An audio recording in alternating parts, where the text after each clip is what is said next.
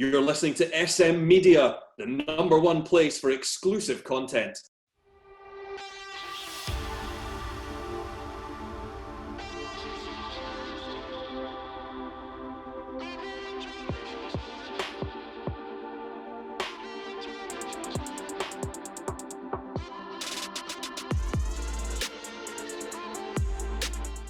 Hi everyone, and welcome to the latest episode of the Pro Wrestling Show right here on SM Media. I'm Scott McPike, delighted to be your host as always. A very special guest in this week's episode. I'm joined by Kasey Owens. Kasey, it's a pleasure to welcome you on to the show. Thanks for joining me. Thanks for having me. It's going to be fun. Brilliant. How you been? How's things been since last March? Kind of back to normal now for me. I'm back at my shoot job, so I've got a little bit of like routine back in my life. But I just want to get back to wrestling. So hurry up. Please, Brilliant. People, get your vaccinations, follow the rules, and we'll be back out of this sooner than later. Brilliant. See, obviously, during kind of lockdown, kind of ICW went onto the WWE network. Is that kind of brilliant for you to get that kind of exposure? It is amazing. It's I remember getting the phone call off Scott Reed saying, "Oh, by the way, we're going on the network, and it's Shug's House Party night 2, I think it was, and you and Viper and Kaz are on it." I'm like, "Oh my god, it's finally happening! They're going to see me on the network." So yeah. What's it been like wrestling with no crowd? Weird, but it's one of those things you just learn to adapt and move on, and just like realize that you've always had a crowd, but you just have to work from the cameras now. It's been really, really beneficial for a lot of the new guys coming through as well, that haven't really worked TV or worked recorded shows before, because it's a lot more to think of. Like, you have to think of, right, you've got a camera down to your left and camera down to your right, and then you've got your hard cam, and it just helps like facials and making them a lot bigger that way, rather than feeding off that crowd. You make your own adrenaline and make your own fun time out of it. See, obviously a live audience, like how much are you missing a live audience? Big time. Like, we do it to entertain people, and all the guys are there and they're all working, and it's great to entertain the camera guys and the guys in the back and everybody else that are there, but it's that way where it's like, I want my fans, well, if I've got any left, but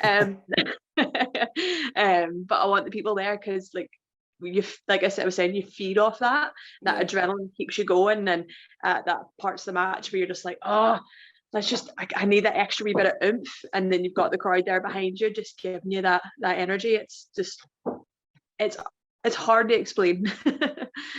We'll talk about your early years before you took up wrestling. Like, see, obviously your twin sister wrestles as well. Like, was it always a dream to get into wrestling?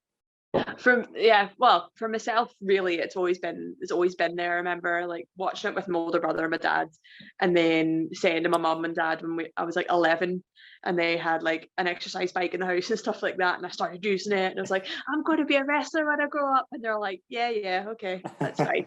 And then it was like, kind of fell out of love with it around like 2006-07 a wee bit, and then came back to it around 2008-09. And then it was literally like, no, I want to make a go of this. Like, let's do this. But I'd done all my education, all that's out the way. So it's like purely focus on wrestling, and it's great. But yeah, I just always remember saying that to them, and them going, yeah, okay. And then when I started my first wrestling session, they're like, I didn't think you could actually do this. I was like, yep. So I'm going. Brilliant. Who were your heroes growing up? Well, there's been many, but the top of the list, obviously, Lita and Gil Kim. And then from the men's side of it, Eddie Guerrero, Dean Malenko, Chris Benoit, and Stone Cold. So, well, obviously you've got Lita and the Hardy Boys. So I'm sitting in a freaking Hardy Boys hoodie at the minute anyway. But that's like the tag team purposes. But for like technical wrestling ability, you'd have your Dean Malenkos, your Eddie Guerreros, and things like that. So yeah. Definitely. When did you kind of first get the feeling that you could do that, you could do it full time, and how did the kind of training come about? Well, training came about, I was doing a lot of backyard stuff for a few years for the company BCW, back at home, Bangor Championship Wrestling. Like, we thought of ourselves as a company, but really we were just backyarders that had access to a boxing ring. So we hadn't really like proper training, but we tried our best. Like, we went to like the local leisure centre and like hired out a hall the training and stuff like that. When really it was just get the horse out and jump off it, see if you can do the best one on. And through that, it was one of the guys that actually met Machine, Bonesaw, Kings of the North. And I should really call him his real name, Alan Cunningham, but I know him as Machine. You'll notice that with a lot of people. Like, I don't call most people by their real names. Like, BT is still BT to me. Like, you don't really get Thomas if he's in trouble. It's like BT and like Molly and stuff like that, Wolfie. But it was thanks to one of the guys meeting Machine, talking to Machine. We started training with him in a wee leisure centre in Monterey, and then we moved to premises in Belfast. I think it was off Shankill Road. When we actually got a ring at that time and started going on from there. And within 3 months of training with him, I debuted for wrestling.ie with Machine versus Jordan Devlin and Rachel Sinclair. And yeah, just basically from that moment on, it was like, let's go for it. Like, when I was doing the backyard and stuff, it was just like, yay, play wrestle. And then I was actually training properly. I was like, no, I want to do this. Like, let's go. And did the kind of how intense the training was? Did it put you off in any way, or did it just motivate you further? No, it just motivated me a lot more. I think I'm a glutton for punishment, really. Like, I like the style that I wrestle now. Very hard hitting, very like, full of chaos. Like, hello, mother of chaos. So you don't know what's going to happen. But I think that's why I loved working in Japan and stuff like that, because it's very much a lot of fitness, a lot of like stay on top of your game, and just a lot of cardio and like see what you can do. And it was like the Machine. I was going through a lot of my life at the time. He gave me something to focus on through like weight training and stuff like that. And I got from like with him the best shape of my life. And then just onwards and upwards. And then obviously, do you remember your first match? Backyard match or singles match? Singles. We'll go singles match. It was singles match. It was one of the girls who doesn't actually wrestle anymore, and her name has totally escaped me. It was a wee show that we had put on through Machine's training school, Mega. Modern Extreme Grappling Arts. Not that we're trying to take over Hardy Boys or anything like that. And it was the first singles match. It was in a wee tiny hall. Actually one of the halls that BCW used to use, Vanguard Championship used to use. And I just remember thinking beforehand, like, I'm kind of freaking out. But because it was like, there was people there like Sean Max or Paul Tracy, Omen, Joker Bray, like all the rest of it. I was like, right, these guys have been on the scene a lot longer than me. And I've been backyarding for so long, and they've seen me backyarding. So I've got a lot to look up to here. But it was like, it was a good wee match. I took a bump off the top rope, which a lot of people were like, it's your first match. You don't need to take that bump off the top rope. Which, funny enough, was a result of Lee getting involved. So she was valeting Omen at the time, and she was doing this whole vampire gimmick and stuff like that. And she got involved, and I took the bump off the top. So we've always been involved. You mentioned your sister there. Was it, see, when you started kind of tagging with her, was that always kind of the plan with you, to kind of start tagging together? Well, it was that sort of way. It was like, I don't want to say coerced, but we were like advised, like, use your twins. Like, when they found out I had a twin, they were like, and why is she not training? And it was because it wasn't really her thing. And then she came to one training session with me, and she was like, this is cool, this is fun. And then it just went on from there. And then a lot of our first matches together was against each other. It wasn't until we had our debut at Pro Wrestling Eve, and this is what Dan, like, was when we arrived to the venue on the show that day. He was like, you know, it's really hard to find like tag matches of you guys. It's like, because we've never tagged before. And he's like, say what? Like, you're twins, why haven't you tagged? It was like, because there wasn't really many other girls in Ireland at the time. Like, Kaza was training, Katie Harvey was in training, Rachel Sinclair was really the only one who was established, but she wasn't really a wrestler. She was more a valet. So like the matches that me and her would have would be very, very basic, like family style matches. So it wasn't until like Kaza and Katie and everybody started coming up that we had other girls to work with. And even at that, we didn't really ever tag in Northern Ireland or Ireland. It was mainly when we moved over to the mainland, it kind of took off from there. Then obviously you kind of go to, is it NLW? Like, how good a company was that to start with? Well, it was great because I'd been going down for a lot of training seminars and stuff like that with people like Fergal Devitt, Scotty Too Hardy, Rhino and stuff like that. And it was through that company that they started establishing, right, here are the twins, like, one's going to valet, one's going to wrestle, and like give us both the opportunity or wrestle each other. And it was good. It was great because you had people there like Paul Tracy, like Fargo, like Rhino, and all like that there to give you like good critique whenever they were there. And like we're still friends to this day, like with Scotty and Rhino and everybody. It's like it's good to be family. A lot of people know NLW is like more the family friendly shows, kind of like you have with PBW and BCW over here. But it was with them. Then we went on the AWR tours and things like that around Ireland, and it was just helping, just trying to get those reps in, trying to get those matches in, and learn the business that way. Yeah, and it was great to have like the level of talent that they have. Yeah, you mentioned Fergal there, obviously known as Finn Balor now. Was he kind of an inspiration for like a lot of Irish people trying to get into the business?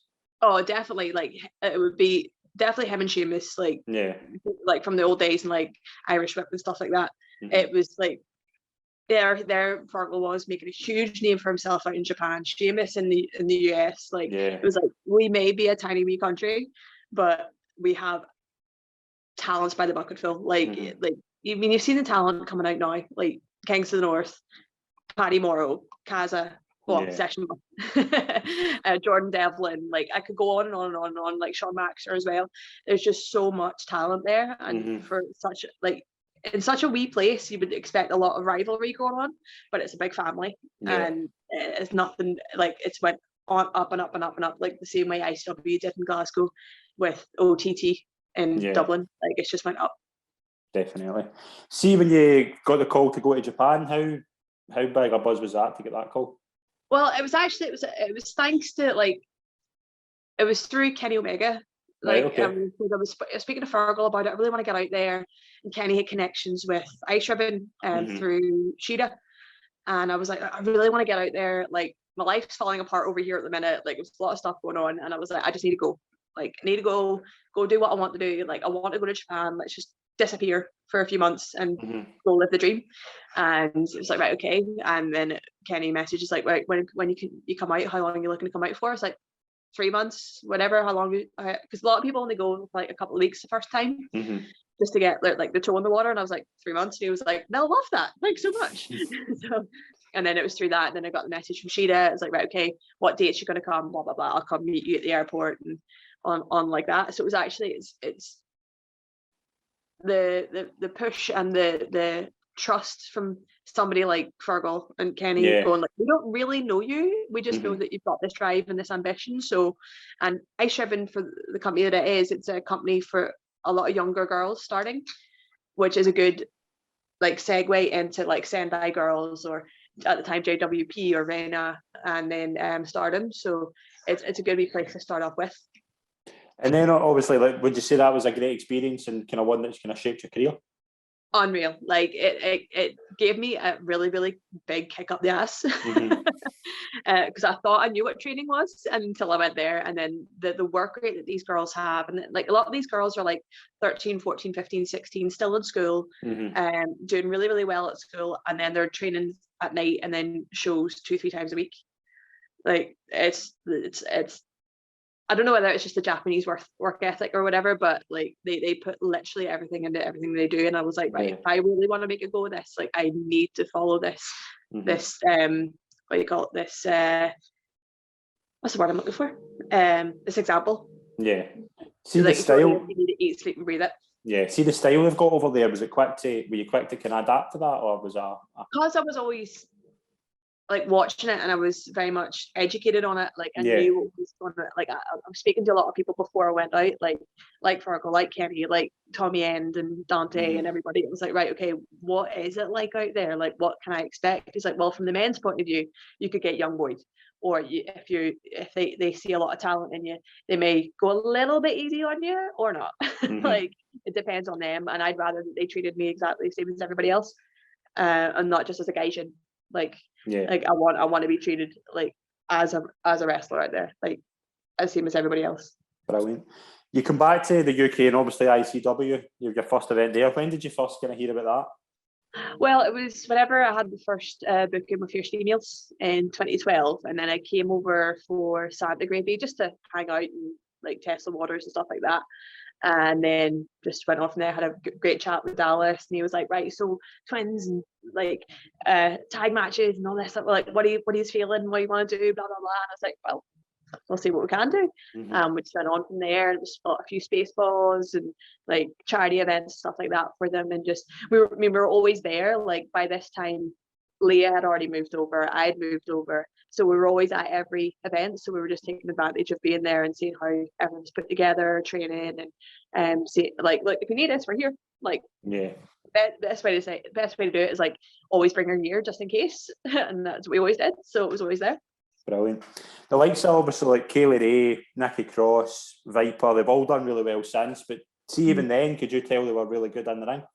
Oh yeah, like see, from the very first time I met them at Pro Wrestling Eve, one of the first shows I did for Pro Wrestling Eve was a show that involved Emi Sakura and a few other girls from Japan, and it was the first time Kaylee had ever wrestled Emi Sakura. And I remember like she was practicing for like a springboard drop kick, and Emi says, "You do?" and Kaylee's like, "I've never done it." It's like, "Well, you do." And it's like, okay. So it was like, from that I was like, okay, like this is what's going to happen. And like just seeing from there, like the family aspect of women's wrestling at the time, because there was only like fierce females and Pro Eve at the time, like promoting women's wrestling. And even then, Kaylee was always a locker room leader. She'll hate me for saying that. But she always has all the girls' interest at heart, because she came through like me with training all the guys, with all the guys, never really having girls to train with. And she's like, I'm not letting girls get taken advantage of, and blah blah blah. Like, this is what needs to happen, and she just takes care of everybody. She's like, she's a good mama bear. Scary mama bear sometimes, but a good mama bear. And see, obviously they're doing really well in like WWE UK and things like that. Do you kind of hope they kind of kick onto the main roster? Or do you think they're doing really well where they are? Oh yeah, because it means there's space for me. No, seriously, like they're great friends. I mean, Nikki's back on. She was on SmackDown the other day. Was it Raw? Yeah, Raw. I think she was in Raw. Yeah. I was like it's where she's deserved to be for so long. Like Nikki, from like the day and hour that I met her, all she had her sights on was WWE, and that's all she had her sights on. Like, she was very, very careful what she did on the indies. She didn't do any silly bumps. She was keeping herself fresh, and now she's doing all silly bumps where she gets paid more to do it. Yeah.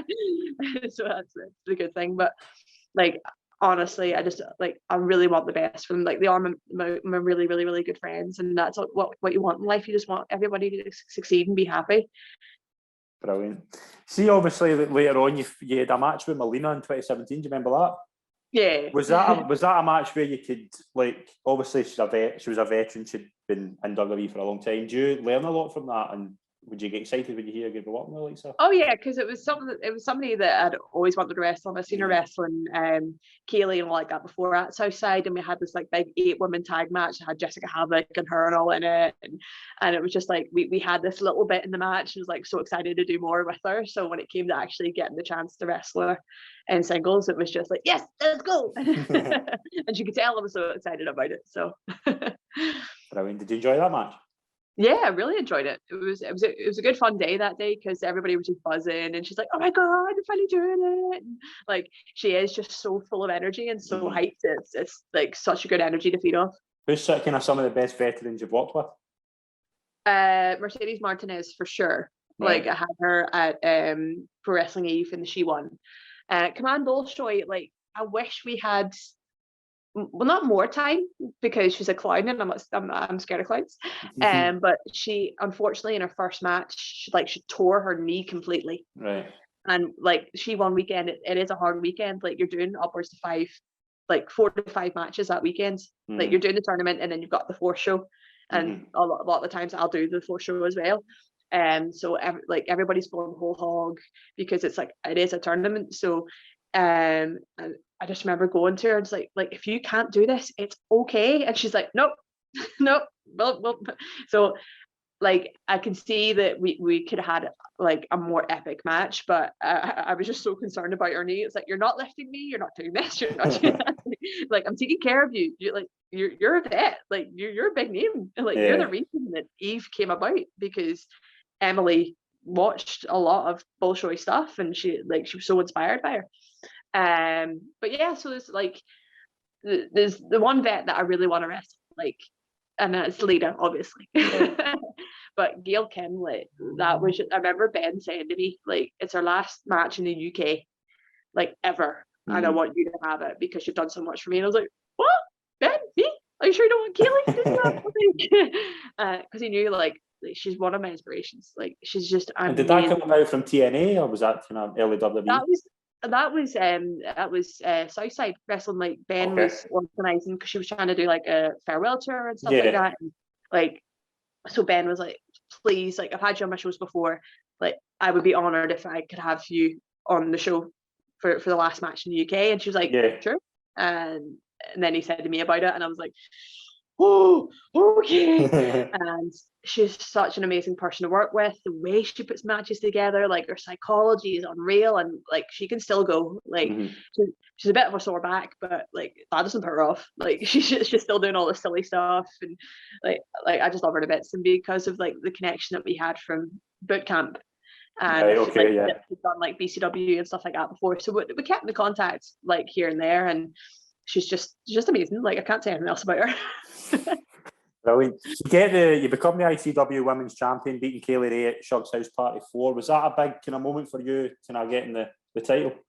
Yeah, because it meant welcome to ICW. It's like, you're here to stay. Like, I remember when we had our first match in Newcastle, and coming back through the curtain in Dallas going, welcome to ICW, mate. Like, you really turned it out. And I was like, right, okay. Like, I've impressed them, that's fine. And then it's just like, right, got to keep that momentum going. And like, with any company, if you ever win the belt, it's that way where it's like, they're entrusting you to be the face of their women's division. So it's not like a time you can just chill out. Like, once you get that belt, like, you need to keep going up and up and up and up in your game every time, so that the standard is always that gold standard, as people say. And learning from the likes of Kaylee and Viper and everybody, it's just, I couldn't have had a better platform to learn from. Yeah, Fear and Loathing, the three-way steel cage match, I would say it's one of my favourite. It is one of my favourite matches. It is a brilliant match. But was that was obviously the big? Was that in the Hydro? Yeah, it was Hydro. Yeah. That was the second year. Yeah, how big a moment was that to win against two? They are going to be legends of the game, aren't they? They are the legends. Like, you can say that, like, without a shadow of a doubt. Like, they are legends. They already are legends. For everything that they've done within the UK and the US. With their debuts at Shimmer and stuff like that. So for me, that was like winning it at the ABC, like, for the first time was amazing. Like, but for winning it in Hydro, from being sitting ringside the year before, being ring crew, building the cage that year, and setting up the ladder matches, making sure BT wasn't wrecking himself in the casket match with Stevie and stuff like that. To the next year, walking out on that stage, it was just like, okay, like, finally, like, I'm on Fear Loathing, finally I'm on the big show, finally I'm here, I must have done something right, because winning the belt is one thing, but winning the belt on one of the biggest stages for ICW, for like European wrestling, it's just amazing. Like, the feeling, like, when I did my entrance and I hung off the side of the cage and I was like, screw it, I'm going up, I want a better view of this. Like, and I went up and just sat and just took that moment, and it was thanks to Molly that she said that to me. It's like, just enjoy it, like, go out, take your moment, take it in. Nobody's going to yell at you for taking your time on the entrance, because you know what you're doing. Like, it's fine. Like, just go enjoy it. And I'm so glad that I did, because I'll always have that. And then of course we all partied later on that night. Are you and Molly kind of really close? Like, do you obviously in the ring you're working well, but do you, like, a lot of your careers kind of bounce off each other? Yeah, like, I was her first singles match in GBWA, and I was there for training and stuff like that. And then from there, it was when we became the Queen Bees at Future Shock, and then now we've built the She Wolves at TNT, which we've now incorporated into ICW. It's like, wherever you go, I go. It's kind of like, it's almost like a mini version of like the Kaylee and Viper scenario. It's like, wherever you go, I go. Like, this is what's happening. Brilliant. See, obviously WWE UK, when it started out, was there a kind of tryouts to get involved in that? Like, I had my tryout 2017, I believe it was, and then it was shortly after that was the NXT UK, and then I had my debut with NXT UK, I think 2 years later, 2019 was it? 2018, 2019, where I wrestled Ginny. And that was unreal because I was there the night before for NXT UK Takeover. Yeah. And Triple H walked out at the end of it, and I was like, oh my God, I forgot he was going to be here. And then putting the match together, I had Brookside, and it was just like, this is amazing, this is unreal. And then coming backstage and getting feedback off Matt Bloom and Shawn Michaels, and it was just like, oh my God. So like at the end of the day, I'm a fan of wrestling, like, yeah, but I've just taken it that little bit further and became a wrestler. So all these people are heroes, and like I am like the worst person for meeting famous people, because I do fangirl all the time. But give us an example of when you've done it. Give an example. Lita was, I always go back to this. Lita was touring with her band Luchagors back in 2011, I want to say. And Leah had bought me a ticket to go see her.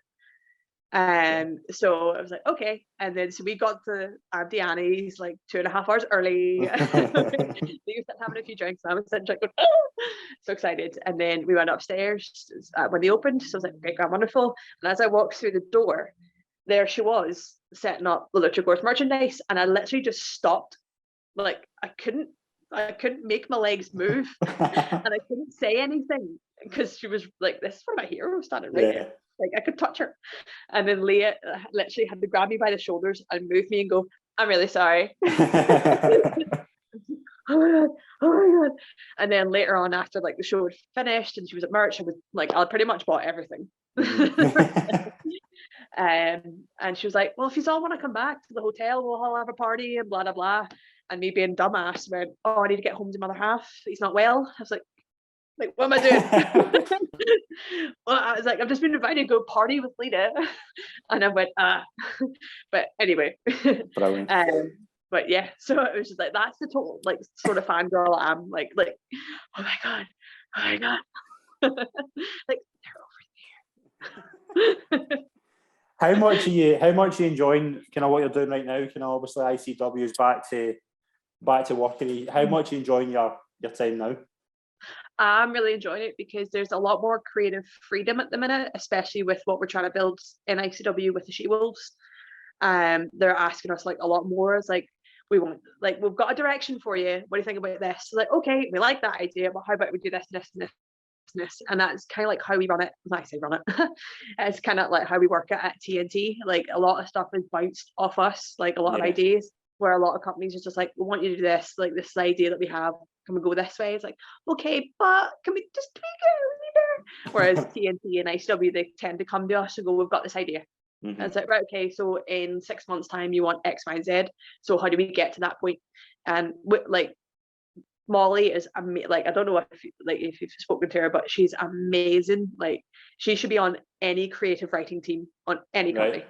She is amazing for writing storylines, promos. Like, I mean, that's what she did at ICW before she started training. Like, she was backstage, she did all the promos and camera work and things like that. Like, so she's got that mindset to her, and the way that she can go right. I've an idea, like the whole know your place thing in ICW. I was like, we don't want to say know your role, but yeah. Let's know your place, because women are always told that their place is somewhere else. Yeah. And this, like her mindset and that, I was like, geez, it's genius. Like, take something that is seen as derogatory for women and make it our own, take it back. Like, we're taking it back, we're making it something strong. And the reason why it's know your place is because this isn't any place for like the lower leagues here. You need to come up to meet us. And we're not going to take anything less. So it's that whole way where it's like everything that the She-Wolves do or Molly does or I do, it's centered around that. It's like that's pretty much like our whole thing. Women empowerment, women in control, and just showing what women can do. Brilliant. What's kind of ambition? Obviously, like NXT UK is kind of growing and growing and growing. There's obviously a few other promotions kind of planning to make a move. What's your ambition? Well, obviously, like for anybody in wrestling, well, I say anybody, like there's so many options, like where you can go with now. You can go back, you can go to Impact, you can go to AW, you can go WWE, you can go Stardom, you can go, like there's so many things. Like not one road leads to the same place. Like everybody's roads lead to different places. And in my mind, WWE is always the goal. WWE, WWE. But if any other company, like I will work anywhere because all I'm gonna do is wrestle. Obviously, I would like to go to WWE because that's where my friends are. Yeah, is that a big thing as well? Obviously, because like a few, obviously like Isla's there as well. There's a few people doing really well right now. Is that the plan because you've all kind of come through together? Pretty much. Like, I mean, if I get the chance to go to Stardom tomorrow, bye. Yeah, I'm way back to Stardom. Like, if I get a chance to go to Impact, bye. Like you'd be a fool to say no. I mean, the greatest example that I can think of for anybody just taking every opportunity given to them is Chelsea Green. Chelsea Green has worked with every single company you can think of. Every company you can think of. She's taken every opportunity that she can get. She's worked in movies, she's done stunt work, she's modeling work, like everything. And that's the drive that you need to succeed in this business, because if you get knocked back by somebody else, go somewhere else. Like it's not the be all and end all. It's not the end of your career. It's not like you make out of this career what you put into it. And if you sit and wallow in your own self-pity, then you're going to get eaten alive. You need to have that strong backbone, and it's taken me a lot of years to realize that. And with the great support system now that I have with BT and Molly and Wolfgang and Stevie and Kaylee, that's what you need. Is when I was surrounded by those sorts of people that I saw in my career start to really pick up. When I was back home and I wasn't surrounding myself with people that I should be, or I wasn't happy, like everything just seemed just to stagnate. And it was whenever I took control that everything just went up. Definitely. Are you all right closing with some quick fire questions? Yeah, of course. Smile at me. Who would you say was your dream match of your whole career? Lita. It's obvious, isn't it? It's obvious, because I've had deals, so I need Lita now. Brilliant. We'll do a mix tag as well on that. If you and BT were against somebody, who would it be? Oh. Well, he's already wrestled Matt, so it has to be Jeff. And for me, nowadays, Becky Lynch. Brilliant. Favourite match you've had in your whole career? Me and Kaylee Ray main event match, ICW. Brilliant. Interesting fact about yourself that the viewers might not know. Other than being a twin. Interesting fact. I hate when people fire this at me because I'm like, am I interested? I'm 16th Spanish on my mother's side. Yeah, brilliant. Didn't get the tan though. I was like, what's going on? Brilliant. 4 people you would start a faction with? Well, Molly's the first one, obviously. Can it be men and women, whatever you want? Obviously, BT Gun. Yeah. And screw it, throw Wolfie in there. We'll just have fun. Brilliant. Has that ever been spoken about? Like you kind of doing that together? Well, that's the thing. There's been things spoken about the purge. There's been things spoken about like I was in a faction with Wee Man, Rampage, and Ashley Smith, which I think we never really did much. Like we appeared together maybe 2-3 times, but because of certain like booking times or like NXT UK, it just never really happened. Yeah. I wish it did, because that would have been a hell of a faction. But yeah, no, like we've tagged against each other, and I really want to do that again because that was so much fun.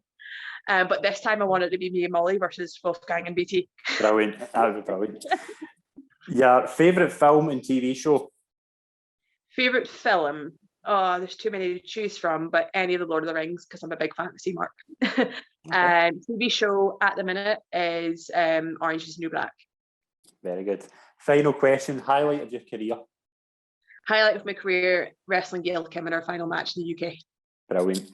Kasey, it's been an absolute pleasure for you on the show. Thanks very much for joining me. I've really enjoyed it. All right, thanks very much. Pleasure. Thank you very much.